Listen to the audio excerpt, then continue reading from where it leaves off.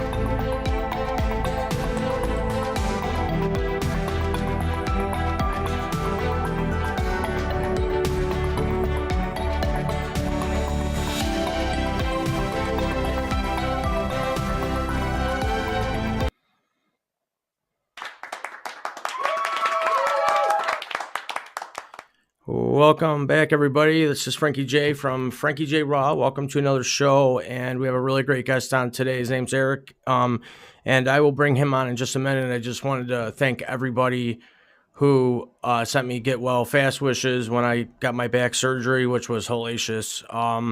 Needed to get done, though. I'm not a big fan of surgery, but my back was bad enough it had to get done, so I got it done. And thanks to everyone that sent me all the get well wishes. I do appreciate it. We have a few announcements to make. We do have some really good shows coming up here in the next couple weeks. Next 2 weeks, including today, we're going to have Eric on, who's on today. And we're doing a 3-part series with Eric specifically because he has got a huge thing going on and there's so much information that I want to ensure that we get most of it. Try to get all of it, which we probably won't because he's got a huge thing going. So we'll try to get as much of that in as possible. And secondly, at the end of my shows, I like to do a quick NFL pick'em. Who do I think is going to win the games for that upcoming week? So I like to do that either during my first show in the afternoon, being now, or my late show at 8 p.m. So we'll see how it goes today. And if we don't get to it, that's fine. But if we get to it tonight, then that's great. But why don't I go ahead and invite Eric up to camera here and bring him on and expose him and let everybody see what he looks like. And then we'll get going here. And I'm going to invite you to video, Eric. All you have to do is accept the invite, and that should work. I'm not certain why everything else didn't work today. There you are. How you doing, my friend? Welcome to the show. I can't hear you, so you might have to unmute your mic. I fall for that all the time. And turn the volume up on your phone too. All right, we should be good now. There you are. I can hear you. So, what's up, buddy? Perfect. How you doing? I'm doing good, man. I like the shirt, representing. I'm trying to make a Wings comeback in 2023, you know? Yeah, perfect. Yeah, COVID definitely did not help that. But the most important thing I will say is that you did survive throughout COVID. You kept your business up and running, which was huge. And before we dive into any of that, before we dive into why we brought you on mainly, the last time I talked to you, and it was, wow, it's been well over 10 years since we've talked. I actually thought of that after we talked last time. You made mention of something that that you've been into here the last few years and something that you're highly committed to. And I thought it was great. And I really wanted to mention that first. And that was children's health, fitness, and overall mindset that's got you completely hooked lately. Can you tell us a little bit about that briefly before we get going? And then I'm certain that that will tie into our conversations for the next couple weeks As far as the health and fitness or for health and children. fitness. Yeah, for the youngsters. So, all right. So I have a daughter. She is 16. She's actually going to be 17 on Thursday. Wow. And, Quick. it's just one of those things where I've seen, her grow up with her circle of friends and, kids in general. I mean, there's a ton of kids that play in the league, and I've just seen, a lot of unhealthy kids, a lot of unhealthy parents, and I just didn't want that for my daughter. So I've always been a big, gym fitness guy. And probably the last, 5 to 7 years, I kind of took it to another level. And, obviously, if I'm doing it, I want my daughter doing it. So she's kind of jumped on. She definitely could do a little bit better and, spend a little bit more time on it. But, we're just all about eating healthy and being productive and spending your time wisely. Hate wasted time. There's only so many hours in a day, and you want to use those hours productively. Yeah, no, that's a great point. And when you say there's not enough hours in the day, you can't hit it on the head much harder than that because I run out of time like that. 10 minutes goes by, you're like, whoa. But now with the health and fitness, you do eat pretty different diet. From what I've seen you put on social media, you're into a lot of I don't know exactly how to put it. Is it holistic? Is it all organic? Is it I'll be honest. vegan? Yeah, so it's not fully vegan because I'm not fully vegan. What I Okay, try to do is I try to eat real food. And a lot of people don't understand what that means. Real food is, food that comes out of the ground that's not manipulated and not processed. right. Um, for example, vegetables and fruits and all that stuff, that stuff's not processed. So I really try to, I don't try, I do it. I primarily eat, healthy food. And over the years, I've done a ton of research on food and how it affects the body, how it affects the brain. And, I want to eat the best food possible to fuel my body. I don't eat for taste. I eat for fuel, you know. Well, I gotta commend you for that because I used to be a chef and I eat Oh, for that's right. I taste. remember that. Yeah. Yeah, Well, I mean, so dude, most people do, that's the media markets for taste. Everything's taste. yeah, Burger King, taste is king. I mean, that's ridiculous. Burger King is the biggest garbage food around. I wouldn't yeah. even get a bottle of water from Burger King, dude. It's I it, I I've heard that before. it's just a terrible place to eat, and nobody should be feeding their kids that stuff. Yeah, I don't I have to agree with you there. You know, do I have a Burger King Whopper once a year? Probably. Did I used to eat them like 3 times a week? Yeah, when I was in certain jobs where you grab lunch and you got to grab it quick. Yeah, we grab Burger King or McDonald's. But now that I'm out of work, I find myself actually, believe it or not, without even thinking, I'm buying better foods. I buy a lot of raw vegetables and a lot of I'll buy the grass fed meat versus other crap. I'll buy the more expensive stuff. So I understand where you come from with eating food because once man gets their hand on it, you don't know where it goes from there. So I can definitely commend you for that. But Well, one, I'm certain. I'm sorry. Go ahead. I was going to say one other thing too. I don't know if you know this, but I actually stopped eating meat 5 years ago. Oh, geez. Okay. Yeah, I so I am at the very least I am vegetarian. I wouldn't say full vegan, but I started doing a bunch of research, like you said. Who Yeah. knows what the man does when they get their hands on it. And other than that, I mean, I love animals, and I see how they treat them and slaughter them, and it's just not something I want Yeah. to get rid of. So Yeah, I've watched those documentaries, and I'll be honest, I'm like that. I love animals. Animals love me, and I'm like, after I watch one of those, I'm like, I'm never touching it again. But then 6 months goes by, and that steak commercial comes up, and you're like, but I didn't hurt that animal. Like it wasn't me. No, it's tough, man. I mean, we are all raised a different way. I mean, I was raised steak and potatoes for dinner every night, and Yeah, to a certain amount of time, you doing your own research, and you start making your own decisions on stuff. yeah, certainly. I mean, yeah, I mean, there's been many shows on here on Fireside where people talk about, basically they call it man-made food versus natural food, and those are other shows all on their own. But I'm certain that just that little bit that we talked about there about the general health, the intake of food, how it makes you feel better, and how I know it makes you feel better because it's better for you.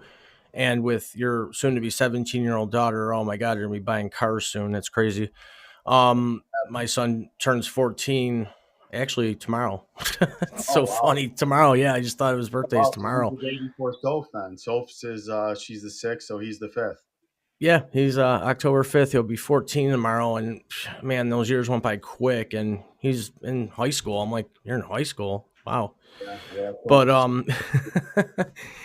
he's great. He's high functioning autistic, and I'll tell you something. That kid can do a Rubik's cube in like under 10 minutes, Wow, and you can that's screw it up as much as you want, and even put stickers on different squares, and he'll still figure it out. It's ridiculous, wow, but that's awesome, he's man. smart. He's smart. But the main reason I brought you on here, and we had talked quite a bit before, is I really wanted to tell people about what you do and what you do here locally in the Buffalo area, because I like to talk up Buffalo a lot when I'm on Fireside here, because there's people from all over the world, California all the way to Europe. So I want to tell people what you do specifically for this area, because in my heart, you do a lot. You offer a service that many people benefit from in all different ways, and we talked about that. Eric is the general manager of what's called Western New York roller hockey, and we kind of threw this around a little bit, Western New York amateur sports, because you added a little bit to it. So when it comes to Western New York roller hockey is where I remember it's me starting with what you do, and that was around I think 2008, like I said. So it's called Western New York roller hockey. You started that with a friend or a couple of friends, and it started out with, first of all, if I understood correctly, you were playing a lot of hockey yourself, and then went into starting this league way back when. Do you want to? I don't know if I remember asking you this. What year did you officially say, I have a business? We are calling it Western New York Roller Hockey, and here's why? So, long story short, you Hmm. remember the old Buffalo Wings pro team, Yes, that I do correct? remember.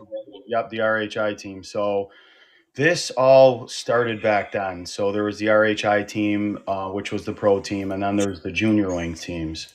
So I played on the junior wings teams, and then this guy left and that guy left, and kind of left me in charge. And this is basically I guess to answer your question, probably I took it over probably 2001, somewhere in that ballpark. Okay. So it's been over 20 years now, which is So hard to that's believe. more, yeah. So you more or less took it on because um, people left the team itself hanging, and someone had to take over. Yeah, so the RHI went belly up. That the Yeah. RHI folded, and then we still had the Buffalo Wings still had the amateur leagues going on, and yeah, so the one guy ended up taking off, and then I was helping him at the time, so that essentially left me in charge. Um, and then I brought Jason on, right around that time as well. So he's been doing this with me for quite a while. You know Flowers, right? Oh yeah, Jason Flowers. Yep, yep. And I've told you jokingly, I don't think he likes me. So when he's watching this, hopefully he's. I never thought he Heard that. liked me. I've heard that from a lot of people, but no, dude, I we know you love. say it's just him, but I'm a dude, and I'm like, you know what? That guy just doesn't like me, and I don't know why. I'll never figure it out. But it could just be No, his personality. Yeah, for sure, for sure. That's funny. That's a good story because anytime he'd come around me, I'd be like, oh no, he's coming. I don't know what to say. I don't know how to talk or act. But he's a good guy. I can tell. He's got Yeah. heart and commitment. Oh, definitely. And like us from back in the day. I mean, from when Oh I've yeah, known you, I've matured. From when you known him, he's matured. It's just sure. the way life goes. So Well, it's also probably to a certain degree sort of stressful what you guys do because when it comes to running a team, now when I started out in your league, now I mean I played roller hockey and ice hockey years and years ago in high school and that was back in the 90s, and I could skate all day and jam and shoot snow and I mean you wouldn't have recognized me from years ago. And then, 20 years goes by and I hang out with this group of guys and they're like, "Oh, we're playing roller hockey." I'm like, "I could do that." And I bought out and spent, $1,000 on equipment and I showed up for my first game and it looked like I had never skated. And I was like, "Oh my god, this is awful." I look, but then I started to notice very slowly that there was no organization within the team. People would just kind of show up when they wanted. They were on the team. They wouldn't pay.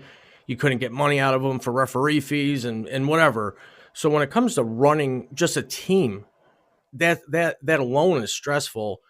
And you're running a league. Now, when the league first started and you kind of took over with Jason with that, how many teams did you guys have? How many teams, were you at that point monitoring or in charge of or organizing, if you will? you know, I think back in the day, I think I took it over. Were you around when we went to Nichols for a year? I don't even remember what No. year it was. I I think that think was I started in 2008, 2009.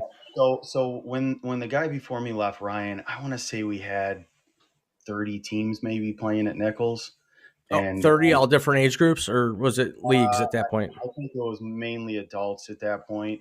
Um, Okay.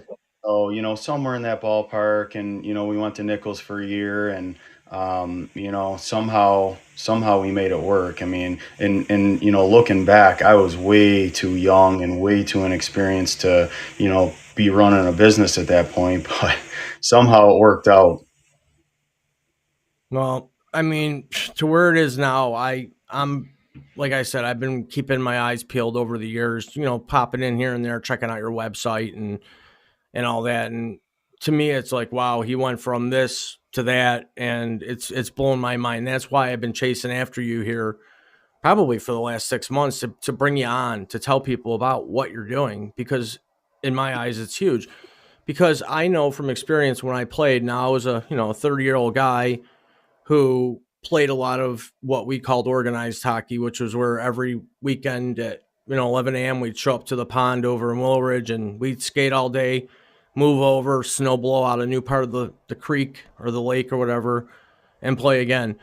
And we were doing that every day. And then playing organized roller hockey where there's referees and there's real pucks and things flying around, I found out real quickly that if we won a game, it felt great because if you recall the first teams I ever played on, it was like the Bad News Bears met the Mighty Ducks and they had ideas that weren't good.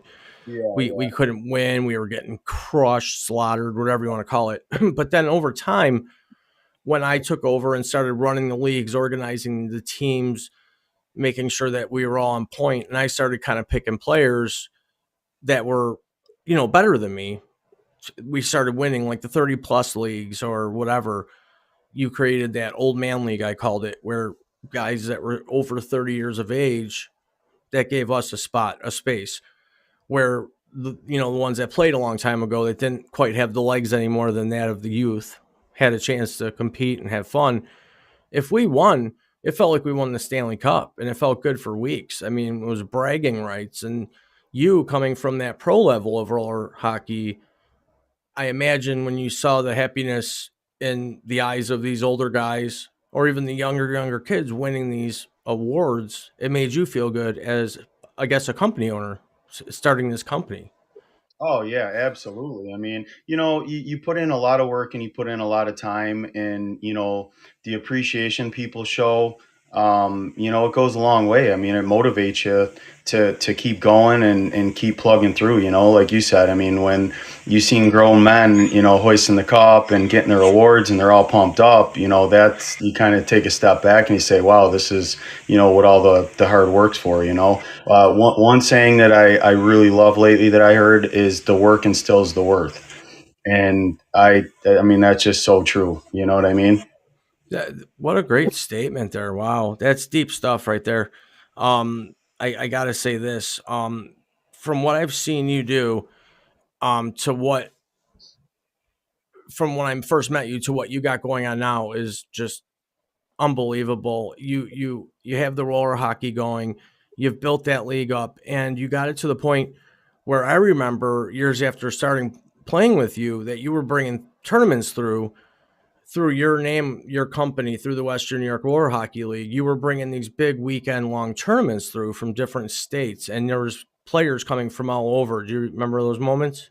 Oh yeah, absolutely. The good old days. Yeah, you were Yeah. around back when I was doing the teams with like Conacher and all that stuff, right? Yeah, yeah, and Yeah. I was doing scorekeeping with that guy who is now, if I'm not mistaken, doing full time at the Harbor Center as their Burgess. Burgess. That's his Yeah, name, and he was Burgess. awesome at it. He was Yes. awesome at it, Yeah, I think he does and the that was team. like his gig, you know. Yep. Yeah, yeah, But absolutely. I got your website up on the screen, so that way when we're talking a little bit about it, people will get to see. It's WNYRH.com, Western New York Roller Hockey.com. But when you were bringing those tournaments through, that's when I knew that you were onto something. And that's when I really started getting in your ear like, oh my God, let me be part of this. I'll work for free. I love this stuff. And Yeah, working with yeah. Burgess up in the booth and watching his enthusiasm with the music, the buzzers and the announcing and all that stuff. I was always into that. I love doing that sort of thing, that voiceover, doing play calling, and I'll talk about that later because I actually dabble with that now.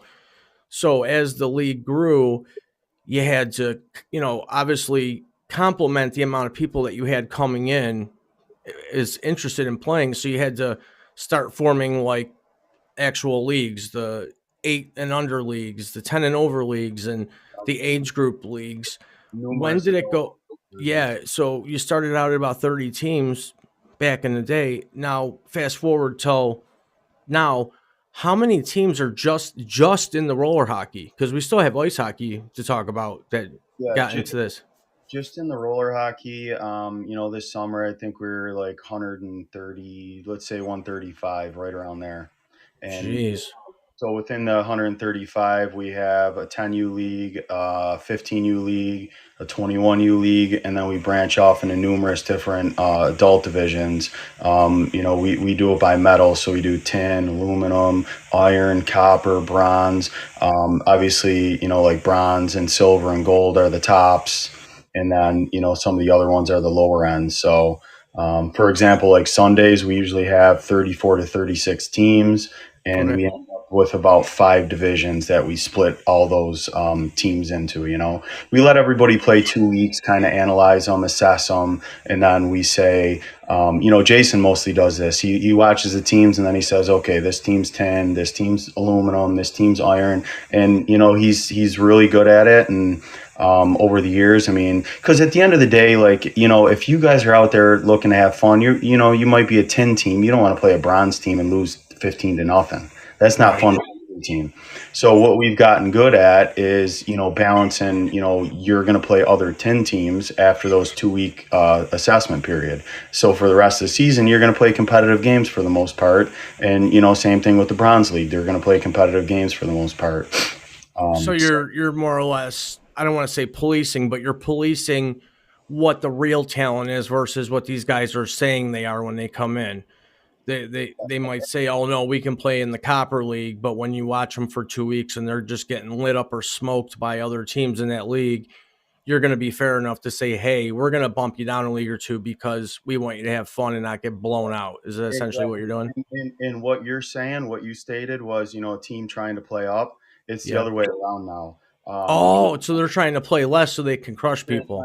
they're trying to play less because, in my opinion, people's old school competitive levels have really fallen, man. Back in the day, it used to be so cool to be tough and be super competitive, Yeah. and I've just seen that dwindle over the years. I'm doing an amateur sports league, but it still follows. Everybody follows the pros. So whatever's going on in the pros transfers over to the amateur leagues because essentially everybody in the amateur leagues aspires to be the pros. And I'm sure you're watching NHL and NFL.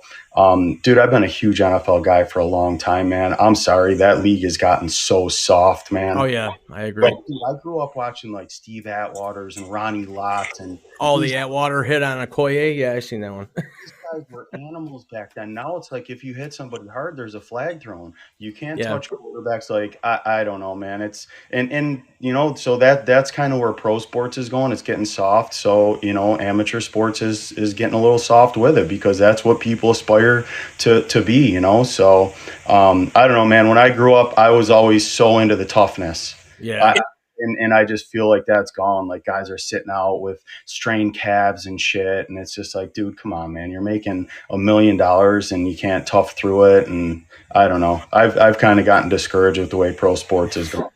So You know, funny you bring that up because I have that argument with people at least once a month about football alone. When if you think about it, like you just said, back in the '70s, these guys. I mean, can you imagine the ACL tears in the '70s and '80s when they didn't have medical technology?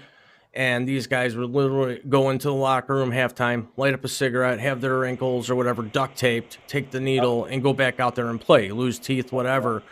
But now it's like, I mean, this week alone, there was 15 people that were injured in the league. There's only 32 teams. I mean, half the teams had injuries. 5 of them were probably season ending. So I do understand that. So what you're saying is since the NHL, in this case, hockey has softened up even too, they're starting to penalize for hits when people are considered defenseless or they're whatever. they're penalizing for hits that when I was growing up was top 10 ESPN. You Yeah, know what I right. mean? So it's just like, whoa, man. It's crazy to me. And honestly, it's kind of sad to me. Like, Yeah. I don't know. I used to love watching that stuff. To me, it's, like if you're a safety in the NFL and you're coming across the middle, that's my ground. I want you to be scared as a wide receiver. And now it's like, Yeah. you just got to let them catch it. I don't know. I used to think that fear factor was cool. And it's the same thing. Look, Scott Stevens from the Devils, man, you always want to keep your head up when he's around because Oh he yeah. will drop you. Now that factor is gone. You don't have to worry about that anymore. And Yeah. to me, that sucks, man. Like I used to Yeah. always think that was so cool.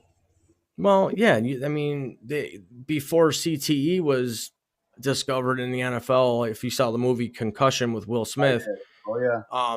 that being a true story, before that, I mean, Andre Reed, for example, he made a living going over the middle. He was the over the across the middle guy, making Yeah. those catches that everyone feared making because they knew they were going to get hit or not. Oh Those yeah. are gone. And you're right. I mean, like these light taps on the quarterbacks after they just threw the ball. I mean, how do you stop when you're mid tackle? Is I don't know how you teach that. You can't. Oh, But the absolutely not. game has softened up. And I mean, I was watching football on Sunday, and there was who the hell was it? It was Tom Brady, and somebody came in on him full blast. They could have literally probably put him out for the season. I mean, they came in untouched, and the guy just kind of grabbed him and threw him to the ground. I Hugged guess him. maybe out of respect. Yeah, you I'm gave not him a certain. hug. Yeah, you know what play I'm talking about. Yeah. And, to me, back in the '70s, he would have been laid out and taken off on a stretcher. I mean, that's just the way it was. Yeah, and to me that was part of the game. Like Yeah, you know, like the whole fear part of football, it's it's just gone. I feel like it's not there. And I mean, it's probably the same for hockey. I'll be honest. I don't watch much NHL, but the little bit that I've watched, it's I mean, it seems like it's gotten much softer from what I remember growing up watching. Yeah, it has. It most definitely has. I mean, even baseball's become weak. You're not even allowed to talk smack anymore, kick dirt on the umpire's feet, and Yeah, yeah, the yeah. the fun has left the game for sure. But I guess when in your case, you run a business. with hockey specifically, and now you've added ice, and I think ice in the last 4 or 5 years or even longer, you started doing ice hockey. I think it's recent you started Yeah, ice, we've been doing a couple leagues at Riverworks, Ice League. So which is that now what's going to be considered a historic building downtown, which is awesome. They converted some building into an outdoor, half indoor rink. But I guess if you know, if I'm you in this case, and I'm running leagues with hockey, wouldn't you maybe think in a way that that's a good thing because people aren't out to wreck each other? There's less chances of potential legal action towards you if there is in fact an injury that could have been considered a defenseless hit. I mean, do you ever think of that and well, say, hey, it's probably a good thing? you got to remember, my leagues are non-contact. Well, to So begin with, but it happens sometimes. yeah, absolutely. It happens sometimes, but what I'm seeing now is, for example, let's say you're wearing a full cage and a helmet. You Yeah, take a you take a light high stick. Guys are grabbing their head. It's like, dude, you have a like cage and a helmet on. I mean, you know what I mean? Like I've yeah, literally seen that so many times, and I'm just thinking, like, wow, like it's like the television has trained them to do that, and to it's embellish. crazy to me, man. I just I don't get it, man. Like I don't know, dude. I just the toughness is just something I always really, prided myself on, and I've seen that dwindle, and I see it dwindle more and more every week, every month, every year. So. It's funny But you bring that up. yeah, to answer your question, yeah, we do want it. Obviously, we want it safer for for the players and stuff. And I think for the most part, our leagues are safe. Like we have a couple little scuffles here and there, a couple of fights and stuff like that. But for the most part, guys are mainly out there to have fun and compete at a fun level. And there's not too many hotheads out there causing problems. And if there is, we address it. Yeah. Yeah, and I remember how much I used to enjoy, to those of you who don't know, I used to come in and keep score for Eric, for the late games.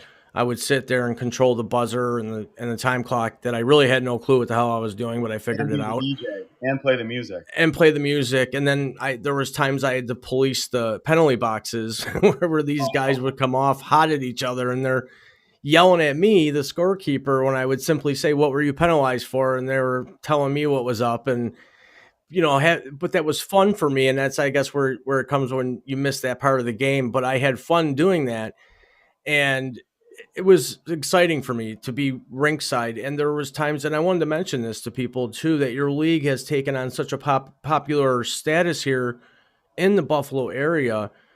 We have a lot of population of this area that are part of hockey leagues and teams and colleges that move on to the NHL, which brings me to this next part. You do, in fact, have off-season NHLers that come through your summer leagues to stay in shape. Is that still the case? Is that still Uh, happen?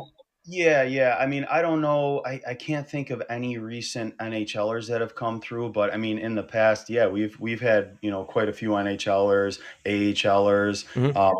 other pro league players that play. One guy we talked about, Nolan Sheeran. Yeah, He was playing. I forgot where he was playing, but he was playing pro somewhere a year or two ago. A bunch of his friends, couple of his friends playing the AHL. So yeah, we've had some super high level talent there. And a lot of those guys. I always tell ice hockey parents, everybody wants their kids to do ice 365 days a year. And when yeah, when I was younger, I used to offset hockey with baseball. And to me, looking at the time, I didn't know, but looking back, it was very healthy for me to get out of hockey for the summer and play baseball and get into a different sport, because then once fall rolls around, I'm back into hockey. I'm not burned out from it. So the one thing yeah, I tell these ice parents is roller is great. It's great to get your kids in roller in the summer, because you're going to avoid the burnout, because obviously like our league, it's competitive, but it's more geared towards fun, the cool yeah. uniforms, the music, the stats, the awards, all that stuff. So it's they're still playing hockey, but they're playing at a toned down level. And it's kind of refreshing them for fall ice hockey season to start up. And we do actually have a bunch of junior saber kids that play with us in the summer. A whole bunch of Regals kids and all that stuff. So I think it's starting to grow a little bit. Yeah, and that's what I noticed, back, in the latest years that I was playing with you guys, maybe back in, I want to say I was in like 2000s, 14, 15ish. You started having that sort of thing grow where I saw some of the junior sabers coming in. I remember a couple nights there was a goalie that would play. He was like a backup or a third string on the Detroit Red Wings, I think, at the time. Oh, Tommy McCollum. Yep, yep. Great. Yes, yes. And he'd play goalie here and there, and you could see the talent in him. Excuse me, you could see that he was trained as a professional goalie just by his movements and everything else. But when he came in to play roller, he wanted to skate out. He wanted to play, Yep, yep. outside the net, which is I thought was commendable. That not only does this guy want to be a professional goalie, but he wants to play out too, which shows that he still enjoys the game overall and he's not locked into one, certain position. So I think that's great. And I can't stress enough how big of a deal I think this is for this area, and how I said to you the other day, if there was, 50 of you, one for every state, to start something like this for the fans of hockey, how big it could be, not only for, parents that are looking to put their children into organized sports different than that of baseball or other leagues that they just don't like or that are political and things like that. This is a place, a space for people that want to come in, don't mind spending a couple bucks. It's like spending money to go out to a movie, to get together with their friends once a week or twice a week and play fun, organized, with referees, music, the sort of the real experience of hockey, and do it at a level that they feel is their highest based on the leagues. I think it's great. I think it's commendable, at least to say what you're doing, and to where you started to where you are now, just with the hockey portion of it. And we still got a bunch to go, folks. I mean, he's got a lot more going on than just hockey leagues and a couple ice hockey leagues itself. But to kind of start to wrap this up, because we're almost at the 45-minute mark, you are doing the roller hockey. I see here on your website that you got the registration. It says for summer, so I think it might be a little bit behind, but you can see there where the kid can barely hold the cup. That's how young these guys are. They're winning like your version of the Stanley Cup, and they can barely hold it, which I think is great to see kids that happy. And when you scroll along, there's just so much going on here. You got all your different events that are coming up. And if you go to WNYRH.com, you'll be able to see all this, what Eric has put together. And we were talking the other day that you just got so much on your website and so much to offer for these people to come out and live that fantasy. And that's what I was doing. I'll admit that live on camera. I was living my fantasy. I always wanted to play competitive hockey. That's just one sport growing up that my parents couldn't afford to put me in. And we all know why, because the cost of equipment is just nuts. But with, excuse me, excuse me, but with roller hockey, it's a lot cheaper than that of ice. You can wear the bare minimum of pads. It's a little cheaper. And when you're full grown adult, you have to buy them once. As you're a kid growing up, parents have to buy that stuff every friggin' year and they lose money. So with that being said, you have the roller hockey leagues that we said is 10 and under all the way up into the 40s and 50s. You got the ice hockey league starting. Um, what is there to look forward to? When are your next registrations coming up for people that are listening that are in the Buffalo area? A lot of people that are watching and listening are on YouTube and Facebook right now too, and various places. What do you have coming up in the next month or so that people can look forward to, and where can they look on your website specifically if they have any interest in letting their friends or family know, or people that are in this area that don't know about this league? Where what do you have coming up So in the next we month or actually so? we just wrapped our summer session up a few weeks ago, and we actually just started our fall session. I Okay. suppose anybody listening has a team and they want to play, we could probably get them in. But we do, probably only have a couple spots left, if that. So we do have fall leagues going on right now at the Keenan Center, Yep. Saturday at Keenan Center in Lockport, Saturday, Sunday, Monday, Tuesday leagues. And then that's really all we have going on right now. I'm actually wrapping up my volleyball leagues this week. Okay. And then we're off for the winter for that, and then right now it's just really the roller hockey, and then we'll do a winter session in January. The best thing people can do is follow us on Facebook, Okay. Facebook at WNY Roller Hockey, and same thing Instagram at WNY Roller Hockey, and Okay. then So on Facebook, got you. Okay. So everyone heard that. You can follow Western New York Roller Hockey on Facebook. So I would say it's safe to say that we're going to get through the winter here, tie everything up, and then it'll pick back up in the spring and summer where everything gets hot, and that's when you're at your busiest. yeah, And yeah, yeah. In the fall and the winter, we drop down. A lot of kids go back to ice. okay, Roller's the opposite of ice. Roller seasons, spring and summer. Ice is fall and winter. So in the fall and the winter, and then on the back end here, we start planning for spring and summer. Usually, first of the year, we get all that information out and get all of our registration out. So okay, and just so people know, I'll have all this information up on my website. At the end of the 3 weeks after we're done talking with Eric, because next week, 12 noon Eastern time, he'll be here, and the following week, same time. And that's because we haven't even really got into the rest of what he's got going on. I mean, it's amazing what you got going on from this 30 league back in 2001 hockey thing you got going on, which is just all incredible to me. Anybody out there listening, just definitely look into what he's got going on just with the hockey alone. And when you look into the hockey, you'll see on the website everything else that's going on. But one last thought, Eric, if you want to share, we are at the 45-minute mark. If there's one thing that you could share with everybody out there about what you do and the service that you provide, and let's say we're talking to parents, parents or guardians specifically, what do you want to say to these people that have kids that are even troubled, kids that want to play sports but can't make the team at school, or kids that might not have as much money to play real organized hockey, where these kids that go out and pay to be on these teams that are elite or considered politically higher than that of the rest? What do you say to these parents? How do you draw them into you?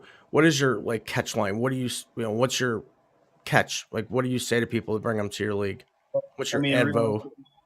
yeah, so realistically, like I like to think of our leagues as more than just hockey. Like I want people to have an experience. I want them to come there. I want them to feel the energy from the music. I want the kids to go in the locker room after the game, grab their phones, look up their stats.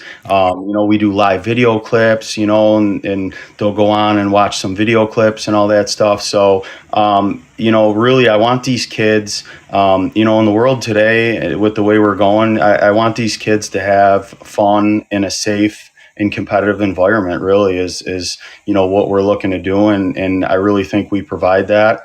The kids that do play, I mean, I feel like pretty close to 100% of them love it, and they really look forward to it. Like Wednesday was our youth league this summer. I feel Okay. like every kid really looked forward to Wednesday nights. Like Wednesday's roller night, can't wait. I'm excited, and that's cool because that's how I was growing up. So I look at these kids, and it's like, yeah, this is what I wanted growing up. So this is awesome.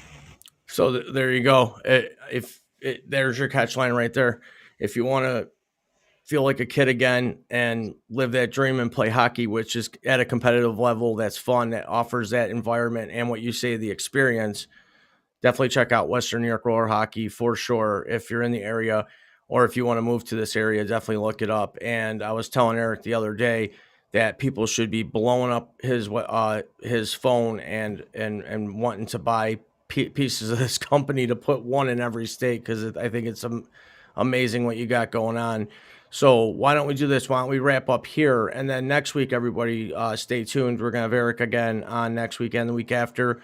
We're going to dig a little deeper into his leagues, what he's got going on besides hockey with Western New York sports, and dig a little bit more into who he is as a person outside of hockey, and get a little deeper with him at that point. But I'm going to go ahead and wrap it up right here. I appreciate everyone that showed up. On the ticker down there, you'll see if you have any questions or if you have any input or you want any information on Eric's hockey leagues alone that are going to be starting next spring and summer, more or less.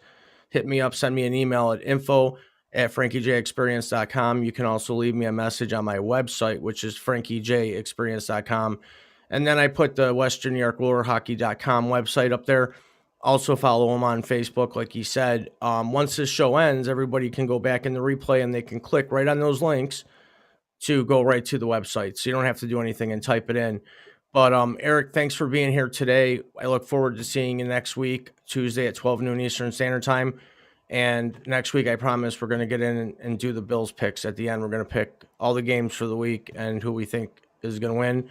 This week, everybody, I went 11-6 on my picks on who was going to win and lose. So I'm getting better. Now I'm going to move up to the next level of picking point spreads. We'll see how that goes. But Eric, Eric, thanks for being here. I do appreciate it. It was fun. It was definitely informational. And again, everybody, I'll put this up on my website as we go along. And to those of you out there, thanks once again for all the get well fast wishes. Deanna, I see you down there. Thanks for being here, showing support. And we'll be here next week. All right. Sounds good, Jeff. Thanks, buddy. Great. Thanks, Eric.